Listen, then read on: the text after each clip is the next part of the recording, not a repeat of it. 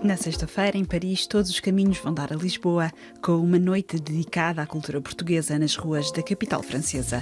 A iniciativa Lisbonne sur Seine convida os parisienses a conhecerem a contemporaneidade lisboeta através da dança, da música e das artes plásticas. António Jorge Gonçalves é autor de banda desenhada, ilustrador, cenógrafo e performer visual, e na sexta-feira 2 dos seus filmes animados dedicados a Lisboa vão ser exibidos na Casa Europeia da Fotografia, no 4º bairro de Paris, contribuindo assim para esta noite de festa, mostrando um filme sobre a história da cidade de Lisboa e como esta metrópole mudou ou não nos últimos 500 anos, e outro dedicado à cidade durante a pandemia. Há várias coisas que de facto que vão acontecer. A minha parte diz respeito à exibição de 2 filmes, um mesmo acabado de fazer, o outro já feito há um bocadinho de tempo. Os 2 filmes são sobre Lisboa, de resto uma parte eu sou um desenhador que começou por fazer banda desenhada e que depois evoluiu a certa altura para trabalhar também muito em performance, em desenho ao vivo e também na construção de filmes que de alguma maneira derivam desse desenho que é feito ao vivo. E o caso dos 2 filmes que iremos ver na sexta-feira, um chama-se Lisboa, Quem És Tu? É um filme que foi construído de uma forma bastante ambiciosa porque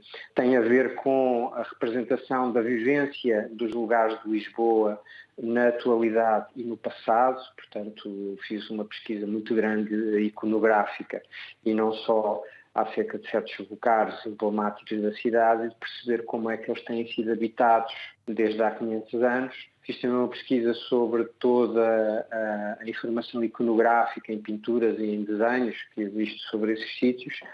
E depois trabalhei e construí um guião de um filme que inicialmente foi projetado no espaço público, no Castelo de São Jorge, em Lisboa, durante vários meses.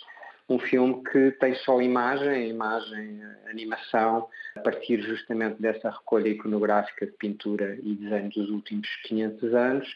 E uma banda sonora que eu também construí a partir de música instrumental portuguesa, desde música completamente atual e de cultura urbana, até música antiga. Este é o primeiro filme. Depois haverá um filme um pouco mais curto, que foi um filme que eu acabei de fazer e que se chama Lisboa, Perfeito Coração, que tem a ver, essencialmente, é um filme construído a partir de uma série de desenhos que eu andei a fazer na cidade nos 3 últimos anos. São também uns desenhos que têm uma técnica que eu não tinha explorado e que leva diretamente a um determinado tipo de resultado e de ambiente, que é o desenho a lápis branco sobre folhas pretas.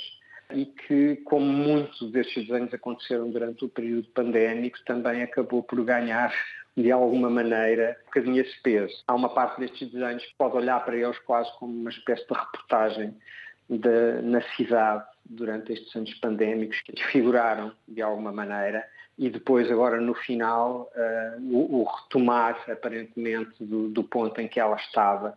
Isto muito porque o turismo tem se tornado muito presente na cidade, ou seja, existe neste momento uma população turística na cidade que é enorme.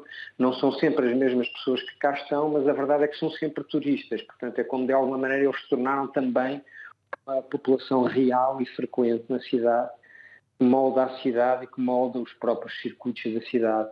E durante o período pandémico nós vimos a desaparição dessa parte completa da cidade e aquilo que também ficou à mostra dessa desaparição. Então, digamos que é um filme que funciona de uma forma complementar, mais pessoal, talvez, menos relacionado com a questão histórica, mas que eu acho que vai ser interessante também ter essas 2 visões, que são 2 maneiras diferentes de olhar para a cidade. A Lisboa de hoje é uma Lisboa muito diferente da Lisboa de há 500 anos. Em algumas questões é, noutras não. Por exemplo, uma das coisas muito curiosas é, por exemplo, 2 lugares emblemáticos de Lisboa, que é o Rossio e a Praça do Comércio. São 2 lugares carregados de história e é muito curioso ver como o tipo de vivência, só para dar esse exemplo, o tipo de vivência desses espaços continua a ser semelhante em muitos aspectos. A Praça do Comércio sempre assiste a celebrações, quer seja celebrações do poder, quer seja celebrações da mudança do poder. É um lugar completamente emblemático. Até antes do terremoto que reconfigurou toda a parte da baixa da cidade, ele já o era. Era no Rossio que estava, onde hoje está o Teatro Nacional Dona Maria, que estava o palácio onde eram feitos os autos da fé da Inquisição, e as pessoas, depois que eram condenadas, saíam em procissões exposições do Rossio até à Praça do Comércio, que na altura não se chamava Praça do Comércio, era o Paço Real, era onde era o Palácio Real, para então aí serem queimadas como espetáculo público.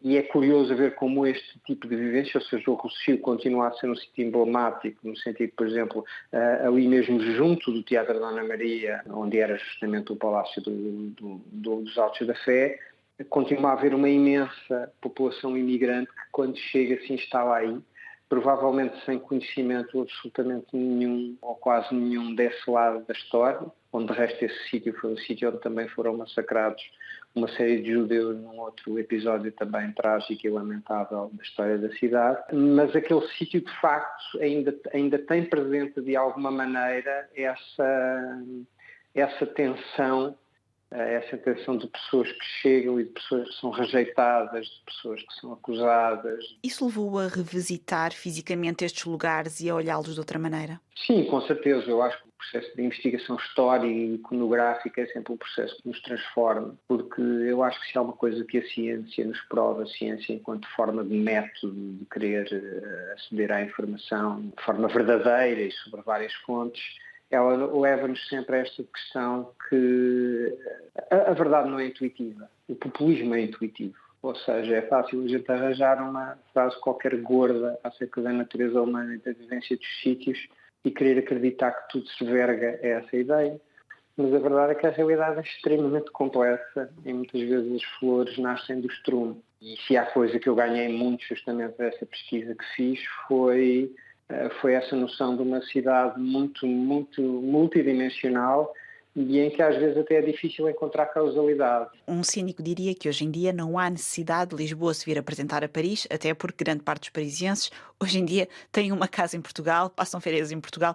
Qual é que é a sua sensação em relação a este festival do Lisbonne sur Seine? Eu acho que é assim, eu acho que tudo o que seja diálogo, eu acho que é sempre importante. Até porque este Lisboa sur Seine, ele quer apresentar, quer no fundo que os portugueses se desloquem a Paris e apresentem eles a maneira como eles veem a sua própria cidade. Eu acho que, digamos que esse lugar de fala, ele é sempre importante porque é relativamente fácil para alguém de nós deslocar-se para qualquer sítio do mundo e construir a sua própria ideia desse sítio a partir da sua lente cultural. Mas é só isso. Ou seja, é só essa visão, segundo essa lente cultural. De todas as vezes que estive em Paris, e no período até que estive mais assiduamente, construí a minha própria visão, mas isso não quer dizer que os parisienses não tenham ainda muito para me mostrar acerca do que é Paris do ponto de vista deles. Eu acho que, no fundo, o gesto é muito esse, ou seja, nós neste momento temos as portas, digamos, abertas, as mesas postas para os visitantes aqui chegarem e poderem ver. Esta também é uma maneira interessante de nós podermos pegar nas malas e de irmos mostrar fora, no outro lado, de alguma maneira de ir ao outro lado, pôr a mesa e mostrarmos como é que nos vemos. Ouvimos António Jorge Gonçalves, autor de banda desenhada, ilustrador, cenógrafo e performer visual, que vai mostrar duas das suas criações na sexta-feira no Festival Lisbonne sur Seine, em Paris, no âmbito da temporada cruzada entre França e Portugal. Esta noite vai ser ainda marcada por um espetáculo de dança de Olga Ortiz, uma performance do DJ Branco com projeções na fachada da Câmara Municipal de Paris de artistas como Salomé Lamas e Ad Fool e ainda uma instalação de Bordal 2 na Academia do Clima.